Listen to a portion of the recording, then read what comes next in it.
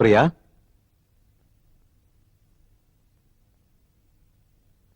அப்பா, நீ செய்யறதெல்லாம் சரின்னு இப்பவும் என்னால சும்மா இருக்க முடியாதுமா. நீங்க 2 பேரும் பழகிறதும் பேசுறதும் எனக்கு தெரியாதுன்னு நினைக்காதே. இன்னைக்கு 4 பேர் பேசுவாங்க, நாளைக்கு ஊரே பேசும். இதனால என்ன பாதிப்புங்கிறது உனக்கு தெரியாம இருக்கலாம். ஆனா ஒரு பொண்ணை பெத்த அப்பாங்கிற முறையில எனக்கு நல்லா தெரியும். இதுக்கு ஒரே வழி, நாளையில இருந்து நீங்க 2 பேரும் சந்திக்காம இருக்கிறது தான். அப்பா, நான் அவரைத்தான் கல்யாணம் பண்ணிக்க போறேன், அவரோட தான் வாழ போறேன். இதுதானேமா நீ சொல்ல வர? நீ என்ன சொன்னாலும் நீங்க 2 பேரும் சந்திக்கிறது நிச்சயமா தப்புமா. அப்படி முறைப்படி நீங்க 2 பேரும் சந்திக்கணும்னா நாளைக்கே அவங்க அப்பாவை நம்ம வீட்டுக்கு வந்து பொண்ணு கேட்க சொல்லு.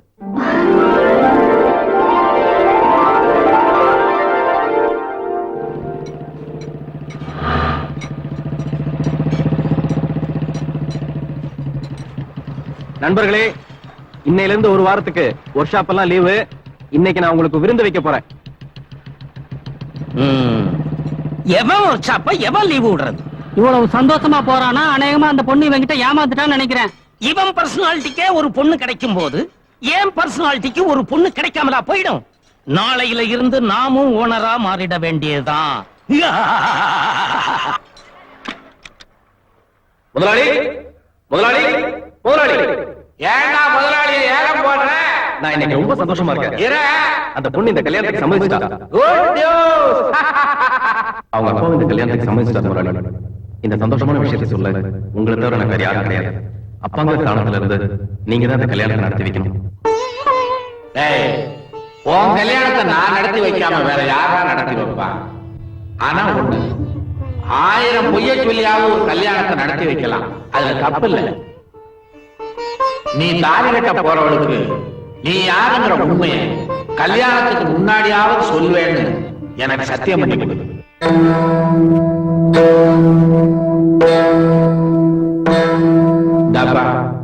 உன் சத்தியத்தை நம்பித்தான் இந்த கல்யாணத்தையே நடக்கிறதா இருக்கேன்.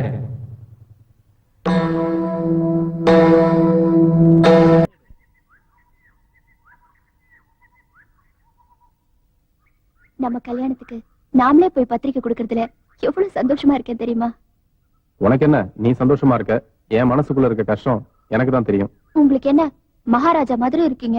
அங்கதான் பிரச்சனையே ஆரம்பமாகுது. பிரியா, நான் உங்ககிட்ட கொஞ்சம் தனியா பேசணும். பேசுறதுக்கு எங்க நேரம் இருக்கு?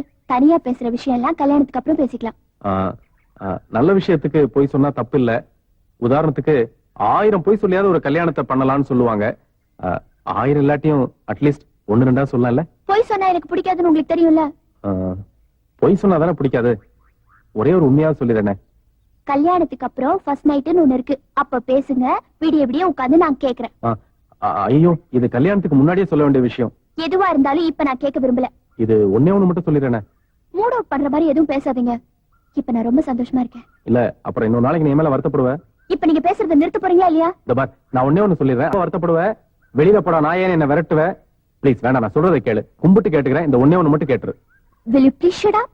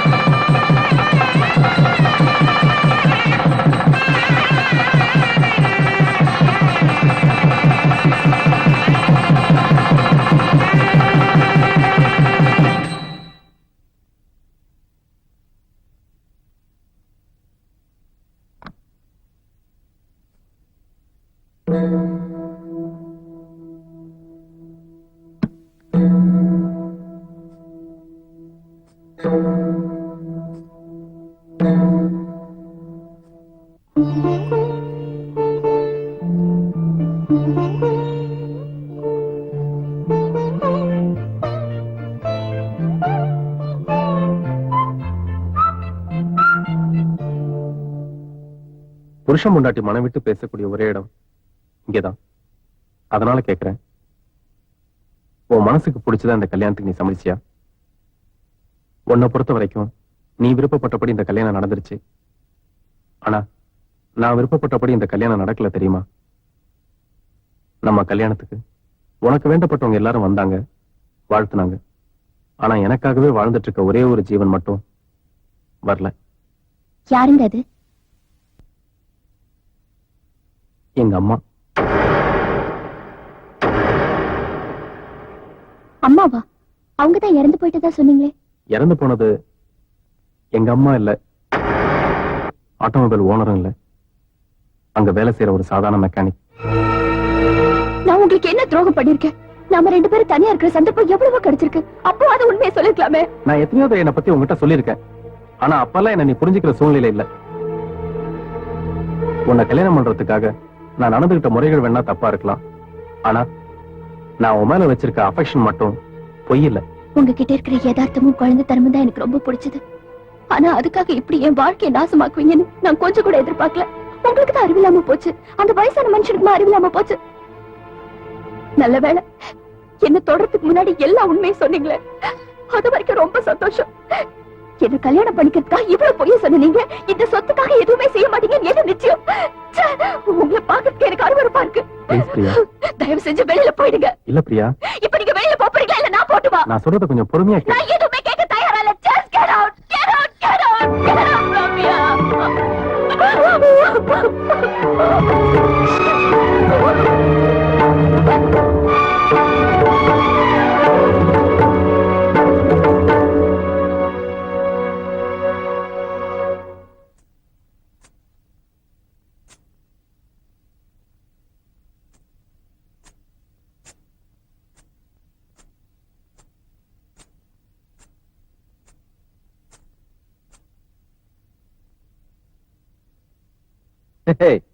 என்னடா அது புதுசா புடவை எல்லாம் கட்டிக்கிட்டு? உனக்கு யாரா இதெல்லாம் கத்து கொடுத்தா? பக்கத்து வீட்டு ஆண்டி கிட்ட 2 ஹவர்ஸ்ல கத்துக்கிட்டேன்பா. ஆஹா, சும்மா சொல்லக்கூடாதுடா. புடவையில கூட என் பொண்ணு அழகாதான்டா இருக்கா.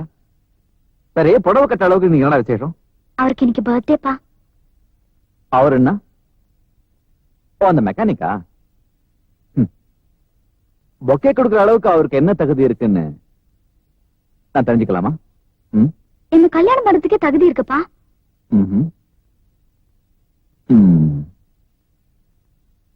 I think you differ from other fathers, Daddy. ஆசைப்பட்டவனை அடைய நினைக்கிறது தப்பில்லடா. ஆனா 5-10 கூலி வாங்குறவங்க கூட குடும்பம் நடத்தணும்னு ஆசைப்படுறியே, நடக்கிற காரியமாடா அது? நீங்க மனசு வச்சா முடியும்பா. நான் ஆசைப்பட்டது எல்லாமே இந்த வீட்டுல நடந்திருக்கு. என் கல்யாணமும் அப்படியே நடந்துச்சுன்னா நான் ரொம்ப சந்தோஷமா இருப்பேன்.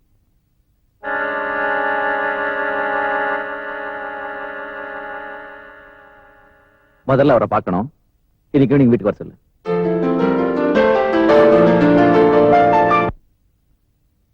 பொண்ணை பார்த்துதான் நிச்சயம் பண்ணணும்னு எங்களுக்கு அவசியமே இல்லைங்க. உங்க குடும்பத்தை பத்தி கேள்விப்பட்டோம். இந்த இடத்துலதான் என் பையனுக்கு பொண்ணு எடுக்கணும்னு முடிவு பண்ணோம். நீங்க விருப்பம்னு சொன்னா இப்பவே தட்ட மாத்திக்கலாம். நீங்க என்ன விருப்பப்படுறீங்களோ அத்தனை சீர்வரிசையும் நாங்க தர தயாரா இருக்கோம். எங்களுக்கு இவ கல்யாணத்துல ஒரு குறையும் இருக்க கூடாது, அவ்வளவுதான். ஏன்பா தங்கச்சிய பொண்ணு பார்க்க வராங்கன்னு சொல்லவே இல்லையே? முதலே சொல்லிருந்தா சீக்கிரமா வந்திருப்பல. தங்கச்சின்னு சொல்றியம்மா, நீ உங்களுக்கு உறவுக்கார பொண்ணா? என்னப்பா இது, நம்ம வீட்டுக்கு வந்து என்னையும் யாருன்னு கேக்குறாங்க? ஏன்பா வக்கீலுக்கு ஒரே ஒரு பொண்ணு தான் சொல்லி கூட்டிக்கிட்டு வந்த? அக்காக்காரி இருக்கிறதா அவரும் சொல்லல, நீயும் சொல்லலையே. என்னது ஆரம்பமே சரியா இல்லையே. சொந்த பொண்ணை மறைக்கிற அளவுக்கு நிலைமை இருக்குன்னா நிச்சயமா அந்த பொண்ணால ஏதோ பிரச்சனை இருக்குன்னு மட்டும் தெரியுது. அப்படின்னு ஒண்ணு இல்ல சார். உனக்கு வேண்டப்பட்ட குடும்பங்கிறதுக்காக நாங்க சம்மந்தம் வச்சுக்க முடியுமா? வக்கீலோட குடும்பம்னு சொன்னதால நல்ல குடும்பம்னு நினைச்சோம். அங்கேயே வாக்கு சுத்தம் இல்லன்னும் போது எங்களுக்கு இந்த இடத்துல நிச்சயம் பண்றதுக்கு விருப்பம் இல்ல. வாடா வாங்க.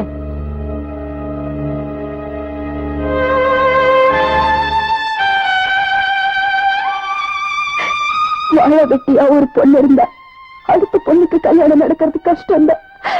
அதுக்காக சொந்த பொண்ணு இருக்கிறதையும் மறைச்சிட்டீங்களப்பா. இது முன்னாடியே சொல்லிருந்தா நான் கொஞ்சம் லேட்டா வந்திருப்பேன். ஆ